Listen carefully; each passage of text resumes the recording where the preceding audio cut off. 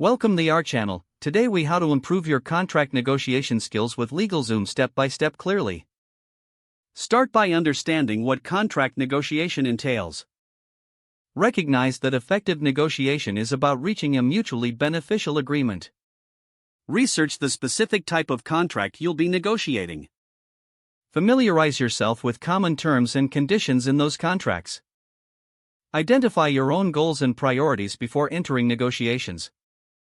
List your must-haves and areas where you can be flexible. Gather information about the other party's needs and interests. Use platforms like LegalZoom to access resources and guides related to your specific contract type. Develop a clear strategy for your negotiation process. Practice your negotiation skills through role-playing scenarios. Focus on active listening during discussions.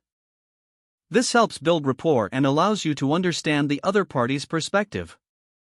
Utilize clear and concise communication throughout the negotiation. Stay calm and professional, even if discussions become challenging. Be prepared to counter offers with well-researched alternatives. Document everything discussed during the negotiation to avoid misunderstandings. Consider bringing in a legal expert if necessary for complex issues. Once an agreement is reached, review the terms carefully.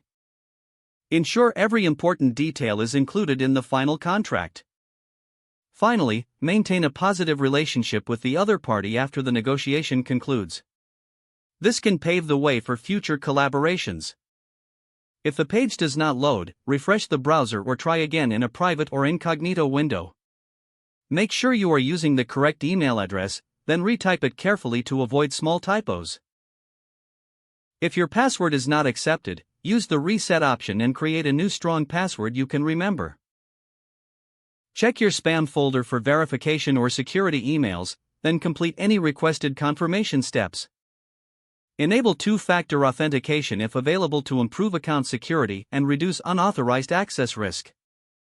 After signing in, review your profile details so your contact information and settings are accurate and current.